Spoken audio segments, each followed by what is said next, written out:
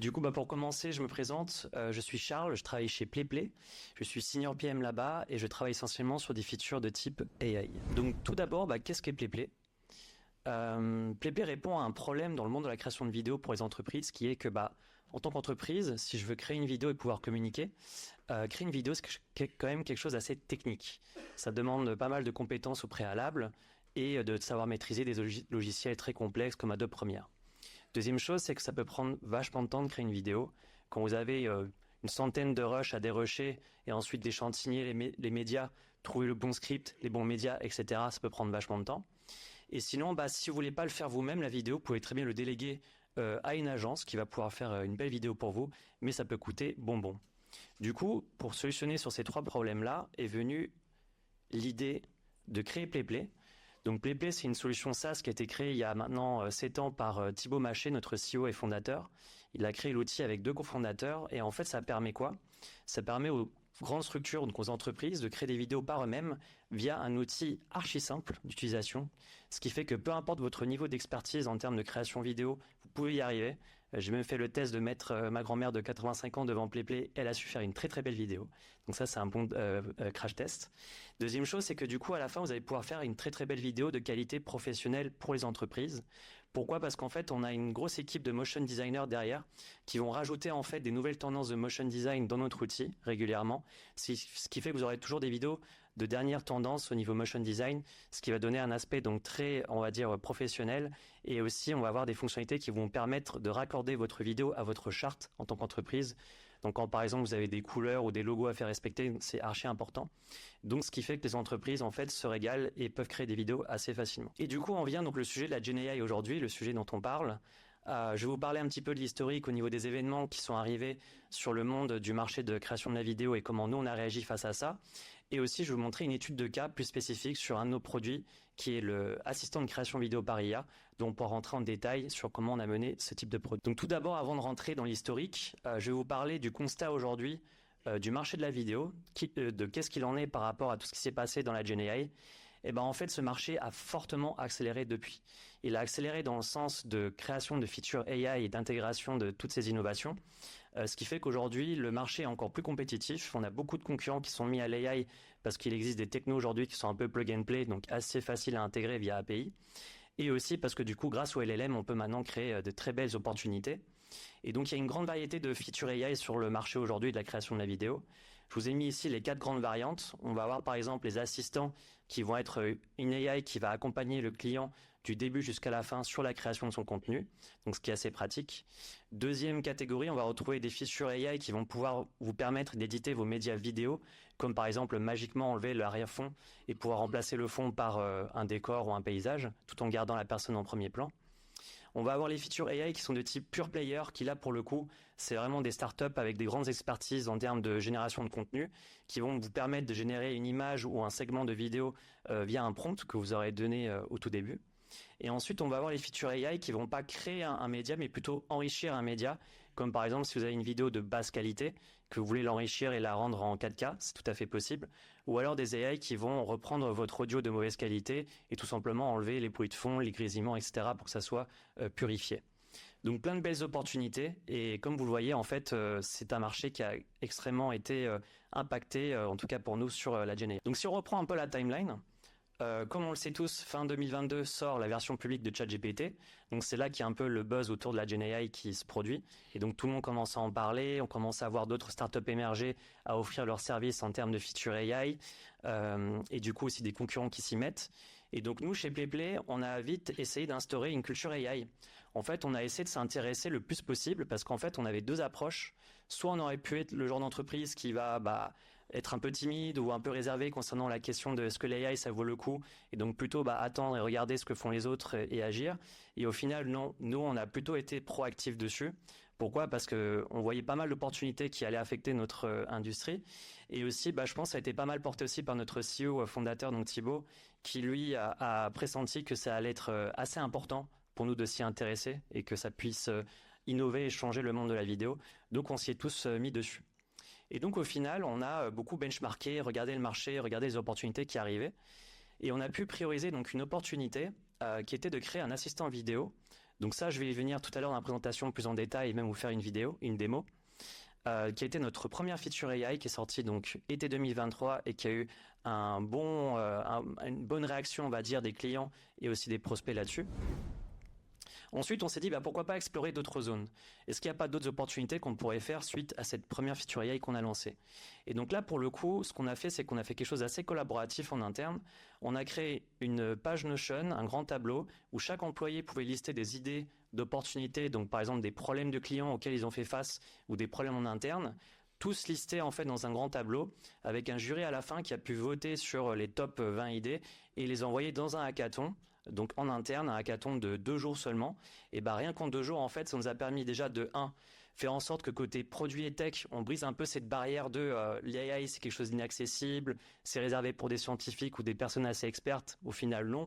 Si on fait par exemple des features type LLM ou s'intégrer à une API, ça reste assez simple en général, en tout cas plus simple que ce qu'on y pense. Et ça nous a permis à la fin de pouvoir prouver que certaines opportunités sont facilement accessibles et faisables. Ce qui fait qu'ensuite, on a pu prioriser donc d'autres features AI en se rendant compte que ça peut véritablement apporter de la valeur à nos clients, qu'on a intégré donc dans la roadmap début 2024.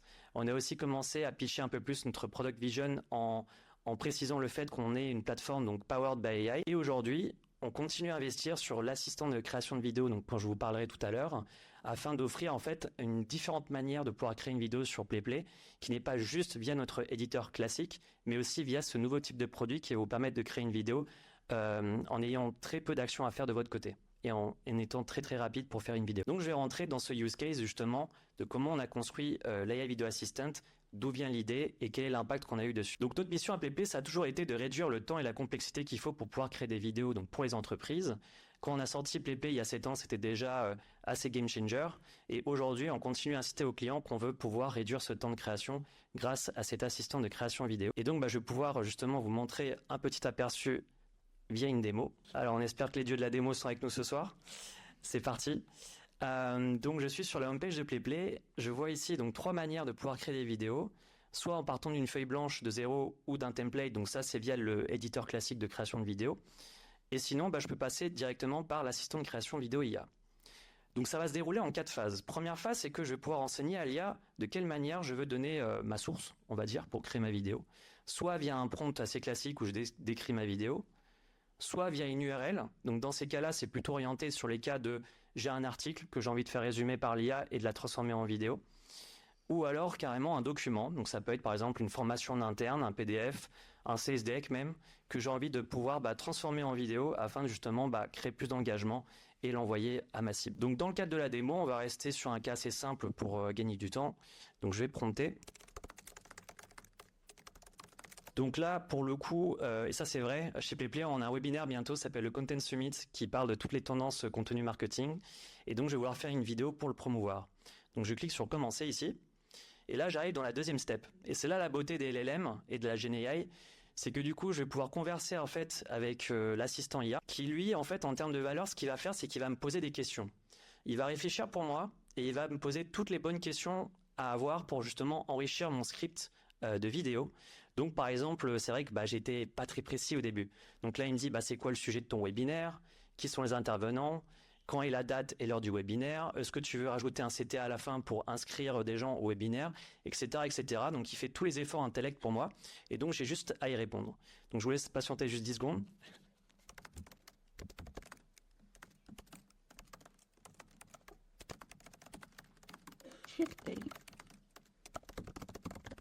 Donc voilà, j'ai pu répondre à ces questions. Après, c'est totalement facultatif. J'aurais pu skipper cette step si jamais j'avais pas envie. Et donc je vois qu'en fait il me lance un récapitulatif de tout ce qu'il a compris, donc déjà ça me rassure. Et je peux voir s'il y a d'autres choses à mentionner, comme par exemple j'aurais pu dire la tonalité, le format de la vidéo en question, etc., etc. Donc disons que je me considère prêt. Je fais donc créer le storyboard. Et là on va arriver dans la troisième étape qui est un peu plus visuelle, où je vais pouvoir en voir en fait le script qu'il a pu créer pour moi, ainsi que les médias qui y sont associés. Donc déjà au niveau du script, je vois qu'il a bien pris en compte mes informations. On voit qu'il a bien parlé donc du 3 octobre, les experts qu'il y aura dans le secteur. Ensuite, il va finir pour le rajouter le CTA à la fin. Et en fait, à gauche, je vais voir le média associé à la scène. Donc il faut savoir que déjà que chez PlayPlay, donc ça j'aurais dû le dire en contexte, c'est que PlayPlay est un outil de création de vidéo qui fonctionne par scène. un peu comme des slides. Donc pour chaque scène, en fait, j'ai un texte, j'ai mon média, donc je peux choisir et changer le média stock si je veux. Donc tout ça, c'est des prompts derrière qui font le travail d'aller chercher le texte, le script et les médias. Je peux même décider d'importer mon propre média si je veux, depuis mon ordinateur. Et une fois que je suis content, je suis satisfait, je peux cliquer sur suivant. Alors là, il me dit qu'il y a certains écrans vides, donc je peux zapper ça. Et donc là, il va faire son petit cocktail où il va choisir donc du motion design accordé avec de la musique et tout ce qu'il faut de nécessaire pour faire ma vidéo. Et donc là, je peux visualiser maintenant ma vidéo. Alors je crois que vous n'avez pas le son. Normalement, il y a une musique aussi associée. Et on voit qu'en fait, je retrouve mon script, mes médias et tout ce qu'il faut au niveau de ma vidéo. Donc là, j'ai juste à générer la vidéo HD et ensuite la télécharger et la publier. Ou alors, je peux continuer à la peaufiner dans l'éditeur classique, où là, je vais pouvoir accéder à toutes nos features historiques plus avancées, comme les éléments dynamiques, les sous-titres, pouvoir ajouter une voix off, etc., etc. Donc voilà, ça m'a permis de faire une vidéo en fait en même pas 3 minutes. Donc ce qui fait gagner beaucoup de temps à nos clients. Donc maintenant, je vais parler un peu plus de l'historique de cette feature. Comment on arrivait à créer ça? Donc c'est passé en 3 phases. Premièrement, donc l'identification de l'opportunité, bien sûr.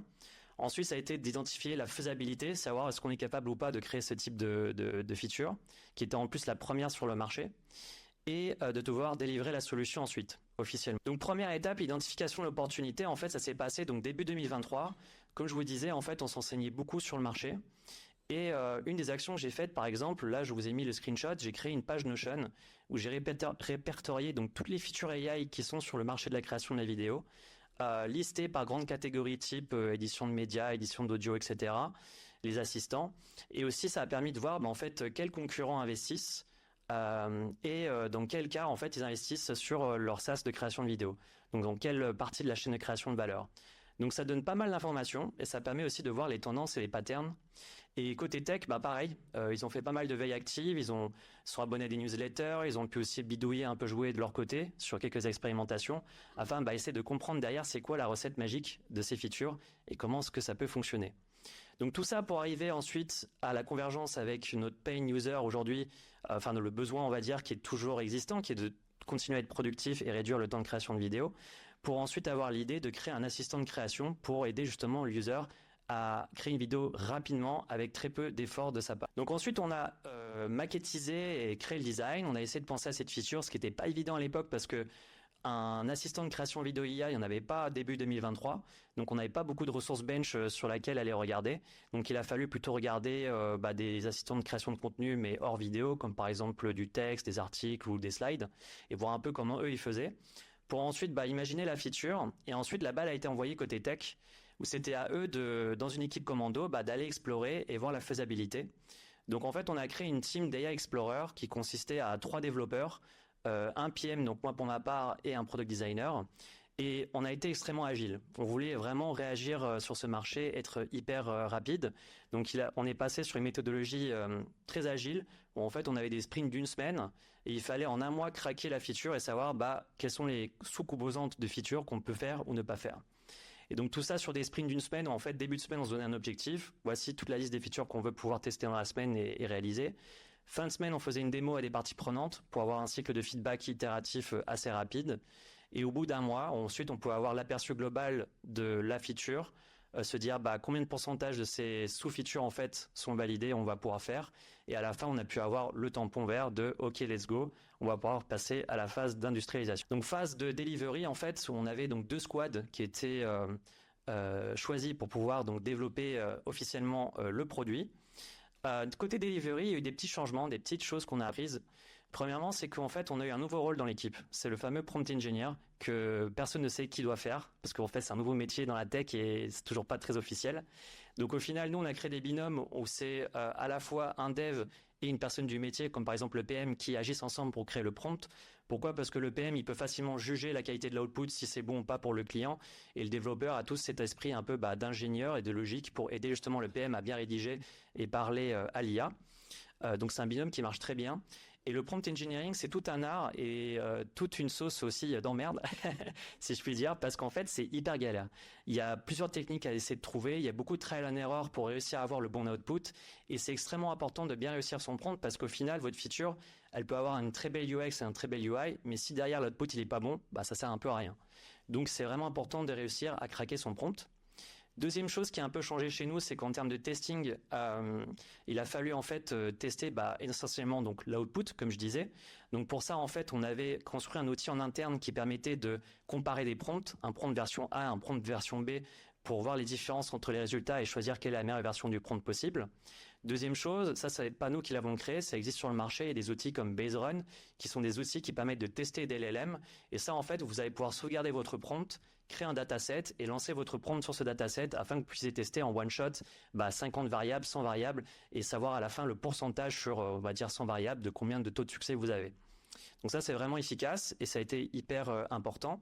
Dernière chose, c'est qu'au niveau du training en interne, sur les sales et les CSM, ça a été important de les former parce que c'est des nouveaux types de produits qu'il faut savoir pitcher à des clients. Les clients peuvent avoir des questions mais super spécifiques et assez pointilleux, comme par exemple où est stockée la donnée, où est-ce que c'est hébergé, est-ce que l'IA s'entraîne sur mes données, etc., etc. Donc des questions pas évidentes à devoir gérer. Et deuxième chose, c'est que nos équipes en interne devaient savoir comment aussi bien recommander les clients sur la bonne manière de pouvoir utiliser l'IA. Tous les tips and learn un peu en mode comment bien prompter, qu'est-ce qui est possible ou pas possible à faire avec notre IA, etc., etc. Et donc ça a permis donc de sortir la feature. Et maintenant parlons résultats, parce qu'on ne fait pas de l'IA juste pour de l'IA, on fait de l'IA pour avoir de la valeur pour le client. Donc 3 choses et 3 bonnes nouvelles, c'est que déjà sur notre KPI qui était de réduire le temps de création de vidéos, chez Playplay on a 5 méthodes pour pouvoir créer une vidéo, 5 méthodes différentes. Sur les 5, en fait, l'AI Assistant se positionne comme la deuxième. Donc déjà, ça, c'est assez positif. Et si on regarde uniquement la création de vidéos à partir d'articles transformés, donc les URL, ça se positionne comme la première. Donc c'est un outil rapide et efficace pour pouvoir créer une vidéo. Deuxième chose, c'est qu'on a eu de l'influence commerciale au niveau des deals. On a eu parfois des deals où cet assistant de création vidéo IA a été le centre de discussion. Donc ça a carrément un peu, on va dire, mis du poids sur certains arguments et ça a aussi mis pas mal de pression côté tech et produit pour assurer nos démos et vérifier que le client est satisfait de cet assistant IA. Et troisième chose, le plus satisfaisant en fait pour nous, c'était de voir que des clients ont vraiment apprécié cette feature. C'était pas juste un gadget, c'était quelque chose qui apportait de la valeur pour eux, de pouvoir en fait créer des vidéos, plusieurs projets en parallèle parce que du coup ça va très vite. Et aussi côté prospect, il y avait un véritable wow effect. Donc ce qui était assez sympa et réassurant pour eux de voir qu'on était le type d'outil qui se modernise et qui investit dans l'IA. Donc pas mal de beaux impacts dessus. Et maintenant pour finir, s'il me reste 3 minutes, je vais vous donner 4 tips sur si jamais vous êtes une boîte SaaS et que vous voulez intégrer de l'IA. Première chose, ça passe par le mindset et la curiosité en fait. Il est important que tous les employés dans l'entreprise se sentent sensibilisés par l'IA ou s'y intéressent un petit peu en tout cas, afin qu'il y ait vraiment ce mouvement de foule de tout le monde qui se lance dedans et essaie de comprendre la chose.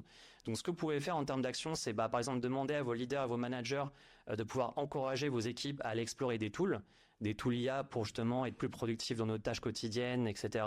Et ainsi dire à la fin, justement, sur ce type de tâches, je vais 2 fois plus vite, etc. Donc ça, c'est plein de learning et ça crée de la sensibilité par rapport à l'IA en général. Deuxième chose, c'est de vous intéresser au marché. Donc je dis beaucoup le mot marché. C'est en effet parce que du coup, tout bouge autour de vous dans cette industrie. Et donc c'est important de voir qu'est-ce que font les concurrents, où est-ce qu'ils investissent dans l'IA, quel type de features arrivent. Côté tech, n'hésitez pas à faire de la veille active, à vous abonner à des newsletters. Moi, pour ma part, je suis sur une newsletter Rundown AI qui est vraiment complète et qui vous donne un très bon digest toutes les semaines sur les nouvelles technos, les startups qui émergent, etc., sur le monde de la Gen AI. Et n'hésitez pas à en parler entre vous. Chez Playplay, par exemple, on a un Slack channel qui s'appelle Matchmark Product, où n'importe qui dans l'entreprise peut partager un article ou lancer un sujet sur, on va dire, l'AI en général ou des concurrents, et on peut tous en parler, et c'est important de pouvoir brainstormer ensemble. Troisième tip, du coup, c'est évident, mais identifier les opportunités. Vous pouvez identifier des opportunités sur, par exemple, votre produit sur l'existant. Donc ça, je reprends, je crois, une citation de...